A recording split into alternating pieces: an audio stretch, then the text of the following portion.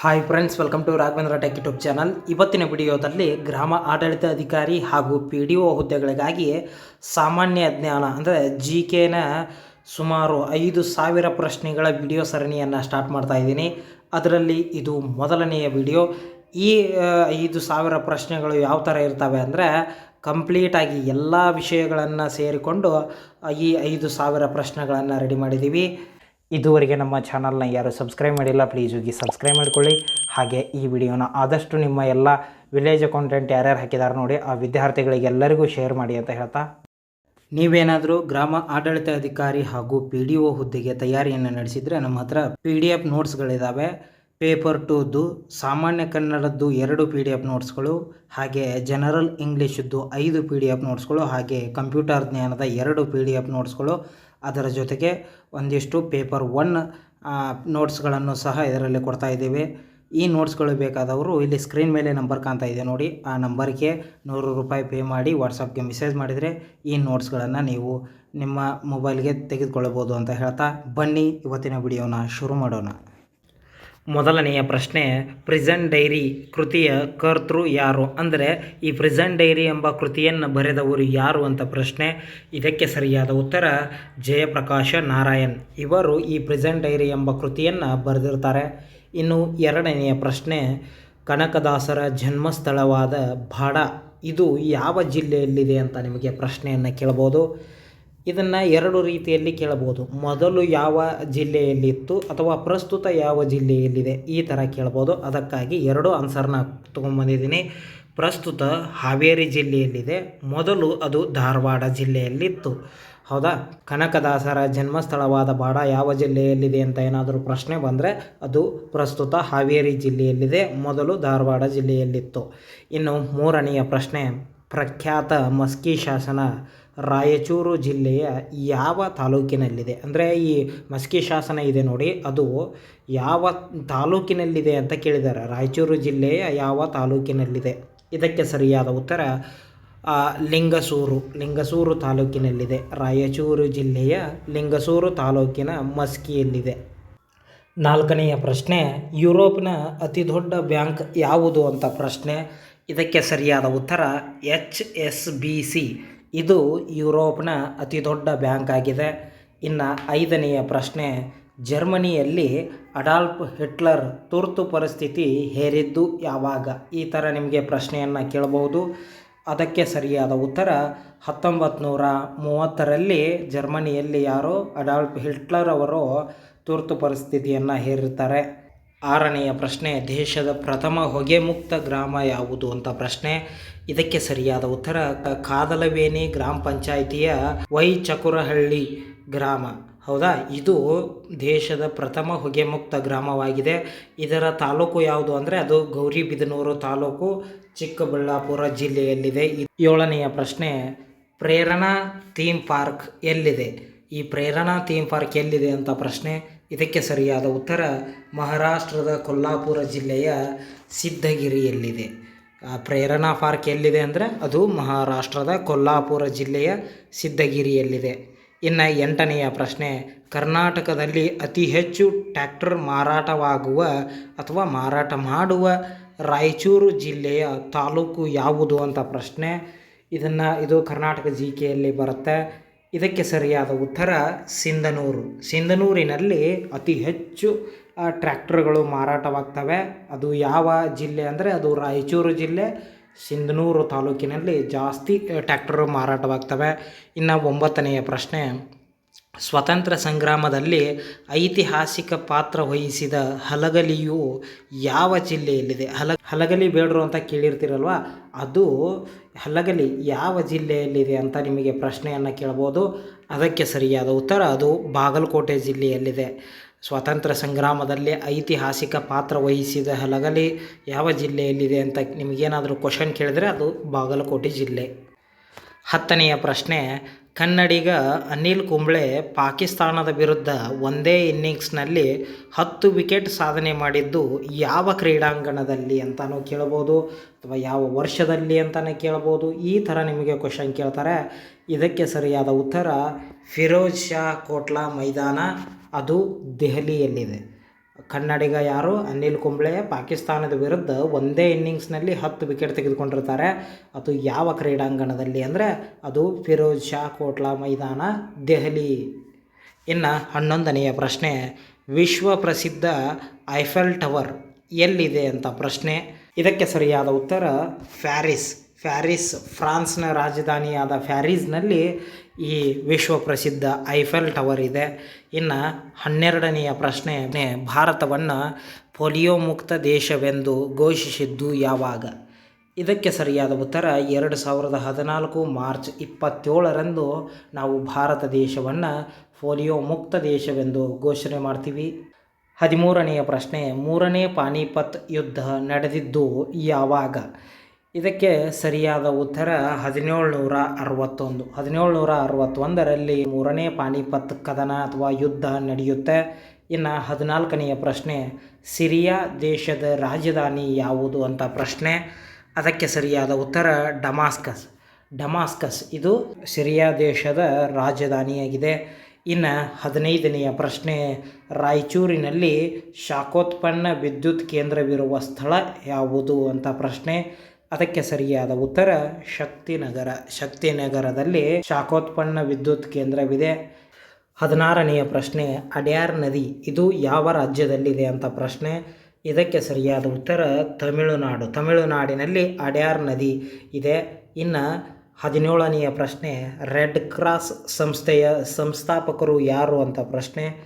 ಇದಕ್ಕೆ ಸರಿಯಾದ ಉತ್ತರ ಹೆನ್ರಿ ಡುನಾಟ್ ಅವರು 1901ರಲ್ಲಿ ರೆಡ್ ಕ್ರಾಸ್ ಸಂಸ್ಥೆಯನ್ನು ಸ್ಥಾಪನೆ ಮಾಡ್ತಾರೆ.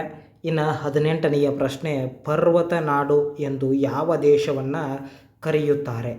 ಪರ್ವತಗಳ ನಾಡು ಎಂದು ಯಾವ ದೇಶಕ್ಕೆ ಕರೆಯುತ್ತಾರೆ ಅಂದರೆ ಅದು ನೇಪಾಳವನ್ನು ಪರ್ವತ ನಾಡು ಎಂದು ಕರೆಯುತ್ತಾರೆ. ಇನ್ನು 19ನೆಯ ಪ್ರಶ್ನೆ, ಸರ್ವ ಶಿಕ್ಷಣ ಅಭಿಯಾನದ ಘೋಷವಾಕ್ಯವೇನು? ಅಭಿಯಾನದ ಘೋಷವಾಕ್ಯವೇನು ಅಂತ ಪ್ರಶ್ನೆ. ಇದಕ್ಕೆ ಸರಿಯಾದ ಉತ್ತರ ಎಲ್ಲರೂ ಕಲಿಯೋಣ, ಎಲ್ಲರೂ ಬೆಳೆಯೋಣ. ಇದು ಸರ್ವ ಶಿಕ್ಷಣ ಅಭಿಯಾನದ ಘೋಷವಾಕ್ಯವಾಗಿದೆ. 20ನೆಯ ಪ್ರಶ್ನೆ, ರಾಷ್ಟ್ರೀಯ ಮಾಲಿನ್ಯ ನಿಯಂತ್ರಣ ದಿನಾಚರಣೆಯನ್ನು ಯಾವಾಗ ಆಚರಿಸಲಾಗುತ್ತದೆ?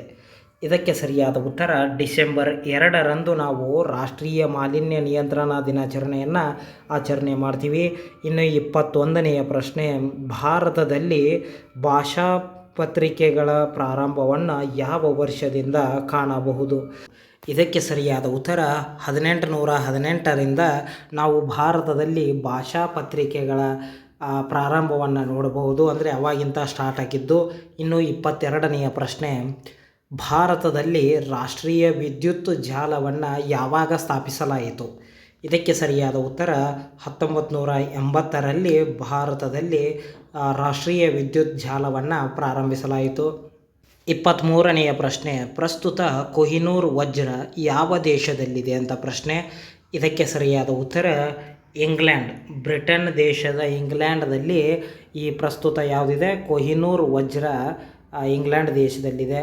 ಇನ್ನು 24ನೆಯ ಪ್ರಶ್ನೆ, ಕರ್ನಾಟಕದಲ್ಲಿ ಭ್ರಷ್ಟಾಚಾರ ನಿಯಂತ್ರಿಸಲು ಅಸ್ತಿತ್ವದಲ್ಲಿರುವ ಸಂಸ್ಥೆ ಯಾವುದು ಅಂತ ನಿಮಗೇನಾದರೂ ಪ್ರಶ್ನೆಯನ್ನು ಕೇಳಿದರೆ ಅದಕ್ಕೆ ಸರಿಯಾದ ಉತ್ತರ ಲೋಕಾಯುಕ್ತ. ಕರ್ನಾಟಕದಲ್ಲಿ ಭ್ರಷ್ಟಾಚಾರ ನಿಯಂತ್ರಿಸಲು ಅಸ್ತಿತ್ವದಲ್ಲಿರುವ ಒಂದು ಸಂಸ್ಥೆ ಯಾವುದು ಅಂದರೆ ಅದು ಲೋಕಾಯುಕ್ತ. ಇನ್ನು 25ನೆಯ ಪ್ರಶ್ನೆ, ವಿಶ್ವ ರೇಡಿಯೋ ದಿನವನ್ನು ಯಾವಾಗ ಆಚರಿಸಲಾಗುತ್ತದೆ? ವಿಶ್ವ ರೇಡಿಯೋ ದಿನಾಚರಣೆಯನ್ನು ಯಾವಾಗ ಆಚರಿಸಲಾಗುತ್ತದೆ ಅಂತ ಪ್ರಶ್ನೆ. ಇದಕ್ಕೆ ಸರಿಯಾದ ಉತ್ತರ ಫೆಬ್ರವರಿ 13ನ್ನು ನಾವು ವಿಶ್ವ ರೇಡಿಯೋ ದಿನವನ್ನಾಗಿ ಆಚರಣೆ ಮಾಡ್ತೀವಿ. 26ನೆಯ ಪ್ರಶ್ನೆ, ಯುನೆಸ್ಕೋ ವಿಶ್ವಸಂಸ್ಥೆಯ ಅಂಗಸಂಸ್ಥೆಯಾಗಿ ರಚನೆಯಾಗಿದ್ದು ಯಾವಾಗ? ಯುನೆಸ್ಕೋ ಒಂದು ವಿಶ್ವಸಂಸ್ಥೆಯ ಅಂಗಸಂಸ್ಥೆಯಾಗಿದ್ದು ಯಾವಾಗ ಅಂತ ಪ್ರಶ್ನೆ. ಇದಕ್ಕೆ ಸರಿಯಾದ ಉತ್ತರ 1945 ನವೆಂಬರ್ 16ರಂದು. ಇನ್ನು 27ನೆಯ ಪ್ರಶ್ನೆ, ವಡ್ಡಾರಾಧನೆ ಕೃತಿಯ ಕರ್ತೃ ಯಾರು? ಅಂದರೆ ಈ ವಡ್ಡಾರಾಧನೆಯನ್ನು ಬರೆದವರು ಯಾರು ಅಂತ ಪ್ರಶ್ನೆ. ಇದಕ್ಕೆ ಸರಿಯಾದ ಉತ್ತರ ಶಿವಕೋಟಾಚಾರ್ಯರು ಈ ವಡ್ಡಾರಾಧನೆಯನ್ನು ಬರೆದಿದ್ದಾರೆ. ಇನ್ನು 28ನೆಯ ಪ್ರಶ್ನೆ, ಗುವಾಹಟಿ ಯಾವ ರಾಜ್ಯದಲ್ಲಿದೆ? ಇದು ಪ್ರಸ್ತುತ ಅಸ್ಸಾಂ ರಾಜ್ಯದಲ್ಲಿದೆ. ಇದಕ್ಕೆ ಸರಿಯಾದ ಉತ್ತರ ಯಾವುದು ಅಂದರೆ ಅಸ್ಸಾಂ. 29ನೆಯ ಪ್ರಶ್ನೆ, ಇಡೀ ಜಗತ್ತು ಒಂದು ನಾಟಕ ರಂಗ, ಮಾನವರೆಲ್ಲರೂ ಅಲ್ಲಿ ಪಾತ್ರಧಾರಿಗಳು ಎಂದವರು ಯಾರು ಅಂತ ಪ್ರಶ್ನೆ. ಇದಕ್ಕೆ ಸರಿಯಾದ ಉತ್ತರ ವಿಲಿಯಂ ಶೇಕ್ಸ್ಪಿಯರ್. ವಿಲಿಯಂ ಶೇಕ್ಸ್ಪಿಯರ್ ಅವರು ಇಡೀ ಜಗತ್ತು ಒಂದು ನಾಟಕ ರಂಗ ಮತ್ತು ಇಲ್ಲಿ ಮಾನವರೆಲ್ಲರೂ ಪಾತ್ರಧಾರಿಗಳು ಅಂತ ಹೇಳಿದ್ದಾರೆ. ಇನ್ನು 30ನೆಯ ಪ್ರಶ್ನೆ, ಸ್ಥಳೀಶಾಸ್ತ್ರದ ಜನಕ ಯಾರು ಅಂದರೆ ಸ್ಥಳೀಶಾಸ್ತ್ರದ ಪಿತಾಮಹ ಯಾರು ಅಂತ ಪ್ರಶ್ನೆ. ಇದಕ್ಕೆ ಸರಿಯಾದ ಉತ್ತರ ಗ್ರೆಗೋರ್ ಮೆಂಡಲ್. ಗ್ರೆಗೋರ್ ಮೆಂಡಲ್ ಆಸ್ಟ್ರಿಯಾ ದೇಶದವರು. ಇವರು ಸ್ಥಳೀಶಾಸ್ತ್ರದ ಜನಕ ಎಂದು ಕರೆಯುತ್ತಾರೆ.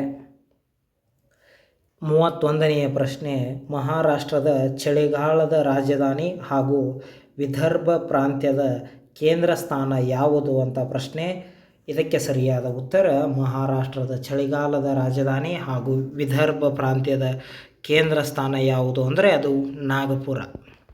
32ನೆಯ ಪ್ರಶ್ನೆ, ಎಲ್ ನೀನೋ ವಿದ್ಯಮಾನವು ಸಾಮಾನ್ಯವಾಗಿ ಯಾವ ಮಳೆಯ ಮೇಲೆ ವ್ಯತಿರಿಕ್ತ ಪ್ರಭಾವವನ್ನು ಬೀರುತ್ತದೆ? ಇದಕ್ಕೆ ಸರಿಯಾದ ಉತ್ತರ ಮುಂಗಾರು ಮಳೆ. ಮುಂಗಾರು ಮಳೆ ಯಾವಾಗ ಅಂದರೆ ಜೂನಿಂದ ಸೆಪ್ಟೆಂಬರ್ವರೆಗೂ ಇರುತ್ತದೆ.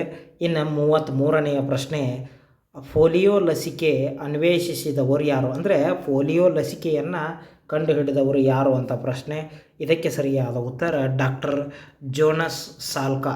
ಜೋನಸ್ ಸಾಲ್ಕ್ ಇವರು ಪೋಲಿಯೋ ಲಸಿಕೆಯನ್ನು ಕಂಡುಹಿಡಿದವರು.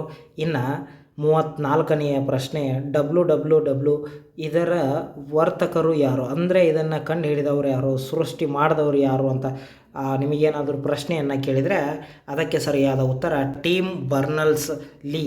ಇವರು WWW ಅನ್ನು ಕಂಡುಹಿಡಿದಿರ್ತಾರೆ. WWW ಅಂತ ಇದು ವರ್ಲ್ಡ್ ವೈಡ್ ವೆಬ್ ಅಂತ ಇದೆ ನೋಡಿ, ಇದನ್ನು ಕಂಡುಹಿಡಿದಿರ್ತಾರೆ. 35ನೆಯ ಪ್ರಶ್ನೆ, ರಾಜ್ಯದ ಎಲ್ಲ ಜಿಲ್ಲೆಯಲ್ಲೂ ಬೆಳೆಯಬಹುದಾದ ಏಕೈಕ ತೋಟಗಾರಿಕಾ ಬೆಳೆ ಯಾವುದು ಅಂತ ಈ ಥರನೂ ನಿಮಗೆ ಕ್ವಶನ್ಸ್ಗಳನ್ನು ಕೇಳ್ಬೋದು. ಇದಕ್ಕೆ ಸರಿಯಾದ ಉತ್ತರ ಪಪಾಯಿ. ಈ ಪಪಾಯಿಯನ್ನು ಯಾವ ರಾಜ್ಯದಲ್ಲಿ ಎಲ್ಲ ಜಿಲ್ಲೆಗಳಲ್ಲೂ ಬೆಳಿಬೋದು. ಎಲ್ಲ ರಾಜ್ಯದ ಅಂದರೆ ಕರ್ನಾಟಕದ ಎಲ್ಲ ಜಿಲ್ಲೆಗಳಲ್ಲೂ ಬೆಳಿಬೋದು ಯಾವುದು ಪಪ್ಪಾಯಿ ಬೆಳೆಯನ್ನು. ಇನ್ನು 36ನೆಯ ಪ್ರಶ್ನೆ, ಬುದ್ಧ ಆ್ಯಂಡ್ ಹಿಸ್ ದಮ್ ಈ ಪುಸ್ತಕದ ಕರ್ತೃ ಯಾರು ಅಂದರೆ ಈ ಪುಸ್ತಕವನ್ನು ಬರೆದವರು ಯಾರು ಅಂತ ಪ್ರಶ್ನೆ. ಇದಕ್ಕೆ ಸರಿಯಾದ ಉತ್ತರ B.R. Ambedkar. Doctor B.R. Ambedkar ಅವರು ಈ ಪುಸ್ತಕವನ್ನು ಬರೆದಿರ್ತಾರೆ. ಇನ್ನು 37ನೆಯ ಪ್ರಶ್ನೆ, ವಿಕ್ರಮಾರ್ಜುನ ವಿಜಯ ಎಂಬ ಕನ್ನಡ ಮಹಾಕಾವ್ಯವನ್ನು ಬರೆದವರು ಯಾರು ಅಂತ ಪ್ರಶ್ನೆ. ಇದಕ್ಕೆ ಸರಿಯಾದ ಉತ್ತರ ಪಂಪ. ವಿಕ್ರಮಾರ್ಜುನ ವಿಜಯ ಎಂಬ ಕನ್ನಡದ ಮಹಾಕಾವ್ಯವನ್ನು ಬರೆದವರು ಪಂಪ. 38ನೆಯ ಪ್ರಶ್ನೆ, ನಿಮಾನ್ಸ್ ಇದನ್ನು ವಿಸ್ತರಿಸಿ ಅಂತ ಕೇಳಿದ್ದಾರೆ. ಇಲ್ಲಿದೆ ನೋಡಿ ನಿಮಾನ್ಸ್ ಅಂತ. ಇದಕ್ಕೆ ಸರಿಯಾದ ಉತ್ತರ national institute of mental health and neuro sciences. ಇದು ನಿಮಾನ್ಸ್ನ ವಿವರಣೆಯಾಗಿರುತ್ತೆ. ಇನ್ನು 39ನೆಯ ಪ್ರಶ್ನೆ, memories of my working life ಕೃತಿಯ ಕರ್ತೃ ಯಾರು ಅಂದರೆ ಇದನ್ನು ಬರೆದವರು ಯಾರು ಅಂತ ಪ್ರಶ್ನೆ. ಇದಕ್ಕೆ ಸರಿಯಾದ ಉತ್ತರ ಸರ್ ಎಂ ವಿಶ್ವೇಶ್ವರಯ್ಯನವರು memories of my working life ಅಂತ ಬರೆದಿದ್ದಾರೆ. ಇನ್ನು 40ನೆಯ ಪ್ರಶ್ನೆ, ಬ್ರಿಕ್ಸ್ನಲ್ಲಿ ಎಸ್ ಎನ್ನುವುದು ಏನಾಗಿದೆ ಅಂತ ಪ್ರಶ್ನೆ. ಇದಕ್ಕೆ ಸರಿಯಾದ ಉತ್ತರ ಎಸ್ ಅಂದರೆ ಅದು ಸೌತ್ ಆಫ್ರಿಕಾ. ಎಸ್ ಅಂದರೆ ಏನಂದರೆ ಸೌತ್ ಆಫ್ರಿಕಾ. ಇನ್ನು 41ನೆಯ ಪ್ರಶ್ನೆ, ನರೇಂದ್ರ ಮೋದಿಯವರು ಪ್ರಧಾನಿಯಾಗಿ ಅಧಿಕಾರ ವಹಿಸಿಕೊಂಡಿದ್ದು ಯಾವಾಗ ಅಂತ ಪ್ರಶ್ನೆ. ಅಂದರೆ ಮೊಟ್ಟ ಮೊದಲ ಬಾರಿಗೆ ಯಾವಾಗ ಅಂತ. ಇದಕ್ಕೆ ಸರಿಯಾದ ಉತ್ತರ ಮೇ 26, 2024ರಂದು ಪ್ರಧಾನಮಂತ್ರಿ ನರೇಂದ್ರ ಮೋದಿಯವರು ಪ್ರಧಾನಿಯಾಗಿ ಅಧಿಕಾರವನ್ನು ವಹಿಸಿಕೊಂಡಿರ್ತಾರೆ.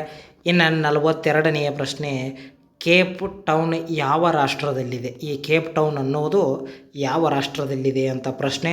ಇದಕ್ಕೆ ಸರಿಯಾದ ಉತ್ತರ ದಕ್ಷಿಣ ಆಫ್ರಿಕಾ. ದಕ್ಷಿಣ ಆಫ್ರಿಕಾದಲ್ಲಿ ಕೇಪ್ ಟೌನ್ ಇದೆ. ಇನ್ನು 43ನೆಯ ಪ್ರಶ್ನೆ, ಶಾಂತಿನಿಕೇತನ ಸ್ಥಾಪಿಸಿದವರು ಯಾರು? ಶಾಂತಿನಿಕೇತನವನ್ನು ಸ್ಥಾಪಿಸಿದವರು ಯಾರು ಅಂತ ಪ್ರಶ್ನೆ. ಇದಕ್ಕೆ ಸರಿಯಾದ ಉತ್ತರ ಶಾಂತಿನಿಕೇತನವನ್ನು ಸ್ಥಾಪಿಸಿದವರು ರವೀಂದ್ರನಾಥ್ ಟ್ಯಾಗೋರ್. 44ನೆಯ ಪ್ರಶ್ನೆ, ದಿ ಫಾಲ್ ಆಫ್ ಸ್ಪ್ಯಾರೋ ಕೃತಿಯ ಕರ್ತೃ ಯಾರು? ಇದಕ್ಕೆ ಸರಿಯಾದ ಉತ್ತರ Salim Ali. The fall of a sparrow ಕೃತಿಯ ಕರ್ತೃ ಯಾರು ಅಂದರೆ ಅದು ಸಲೀಂ ಅಲಿ. ಇನ್ನು 45ನೆಯ ಪ್ರಶ್ನೆ, ಅತ್ಯಂತ ಹಳೆಯ ಕಾರ್ಮಿಕ ಸಂಘಟನೆ ಯಾವುದು ಅಂತ ಪ್ರಶ್ನೆ. ಇದಕ್ಕೆ ಸರಿಯಾದ ಉತ್ತರ AITUC 1920ರಲ್ಲಿ ಸ್ಥಾಪನೆಯಾದಂತಹ ಸಂಘಟನೆ ಯಾವುದು ಅಂದರೆ ಅದು AITUC. ಇದು ಅತ್ಯಂತ ಹಳೆಯ ಕಾರ್ಮಿಕ ಸಂಘಟನೆಯಾಗಿದೆ. ಇನ್ನು 46ನೆಯ ಪ್ರಶ್ನೆ, ಬಮಾಕೋ ಯಾವ ದೇಶದ ರಾಜಧಾನಿಯಾಗಿದೆ ಅಂತ ಪ್ರಶ್ನೆ. ಇದಕ್ಕೆ ಸರಿಯಾದ ಉತ್ತರ ಮಾಲಿ ದೇಶದ ರಾಜಧಾನಿ. ಇನ್ನು 47ನೆಯ ಪ್ರಶ್ನೆ, ವನ್ಯಜೀವಿ ಸಂರಕ್ಷಣಾ ಅಧಿನಿಯಮ ಜಾರಿಗೆ ಬಂದ ವರ್ಷ ಯಾವುದು ಅಂತ ಪ್ರಶ್ನೆ. ಇದಕ್ಕೆ ಸರಿಯಾದ ಉತ್ತರ 1970. ವನ್ಯಜೀವಿ ಸಂರಕ್ಷಣಾ ಅಧಿನಿಯಮ ಜಾರಿಗೆ ಬಂದ ವರ್ಷ ಯಾವುದು ಅಂದರೆ ಅದು 1972. 48ನೆಯ ಪ್ರಶ್ನೆ, ಹಟ್ಟಿ ಚಿನ್ನದ ಗಣಿ ರಾಯಚೂರು ಜಿಲ್ಲೆಯ ಯಾವ ತಾಲೂಕಿನಲ್ಲಿದೆ ಅಂತ ಪ್ರಶ್ನೆ. ಅದಕ್ಕೆ ಸರಿಯಾದ ಉತ್ತರ ಲಿಂಗಸೂರು ತಾಲೂಕಿನಲ್ಲಿ ಹಟ್ಟಿ ಚಿನ್ನದ ಗಣಿ ಇದೆ. ನಿಮಗೆ ಕ್ವಶನ್ ಈ ಥರನೂ ಕೇಳಬಹುದು, ಹಟ್ಟಿ ಚಿನ್ನದ ಗಣಿ ಇದು ಯಾವ ಜಿಲ್ಲೆಯಲ್ಲಿದೆ ಅಂತಾನು ಕೇಳಬಹುದು, ಅಥವಾ ಹಟ್ಟಿ ಚಿನ್ನದ ಗಣಿ ಇದು ಯಾವ ರಾಜ್ಯದಲ್ಲಿದೆ ಅಂತ ಕೇಳಬಹುದು. ಈ ಥರ ನಿಮಗೆ ಕ್ವಶನ್ಸ್ಗಳನ್ನು ಕೇಳ್ತಾರೆ. ಇನ್ನು 49ನೆಯ ಪ್ರಶ್ನೆ, ಮಾನಸ ರಾಷ್ಟ್ರೀಯ ಉದ್ಯಾನವನ ಯಾವ ರಾಜ್ಯದಲ್ಲಿದೆ. ಇದಕ್ಕೆ ಸರಿಯಾದ ಉತ್ತರ ಆಸಾಂ. ಮಾನಸ ರಾಷ್ಟ್ರೀಯ ಉದ್ಯಾನವನ ಆಸಾಂ ರಾಜ್ಯದಲ್ಲಿದೆ. ಇನ್ನು 50ನೆಯ ಪ್ರಶ್ನೆ, ಶಿವರಾಮ ಕಾರಂತರ ನೆನಪುಗಳನ್ನು ಬಿಂಬಿಸುವ ಥೀಮ್ ಪಾರ್ಕ್ ಎಲ್ಲಿದೆ.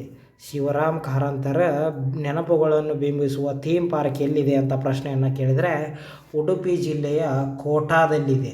ಉಡುಪಿ ಜಿಲ್ಲೆಯ ಒಂದು ಕೋಟಾ ಅಂತಂದಿದೆ, ಅಲ್ಲಿ ಈ ಥೀಮ್ ಪಾರ್ಕ್ ಇದೆ. ಈ 50 ಪ್ರಶ್ನೆಗಳನ್ನು ನೋಡಿದ್ರಿ ಅಲ್ವಾ, ಯಾವ ಥರ ನಿಮಗೆ ಕ್ವಶನ್ಸ್ಗಳನ್ನು ಕೇಳ್ತಾರೆ ಅನ್ನೋದು ನಿಮಗೆ ಗೊತ್ತಾಗಿರುತ್ತೆ. ಈ ಥರ ನಾವು ಎಲ್ಲ ವಿಷಯಗಳನ್ನು ಸರಿಯಾಗಿ ಓದ್ಕೋಬೇಕು. ನೆಕ್ಸ್ಟ್ ವಿಡಿಯೋದಲ್ಲಿ ಮತ್ತೆ 50 ಇಂಪಾರ್ಟೆಂಟ್ ಕ್ವಶನ್ಸ್ಗಳನ್ನು ತೆಗೆದುಕೊಂಡು ಬರ್ತೇನೆ. ಧನ್ಯವಾದಗಳು.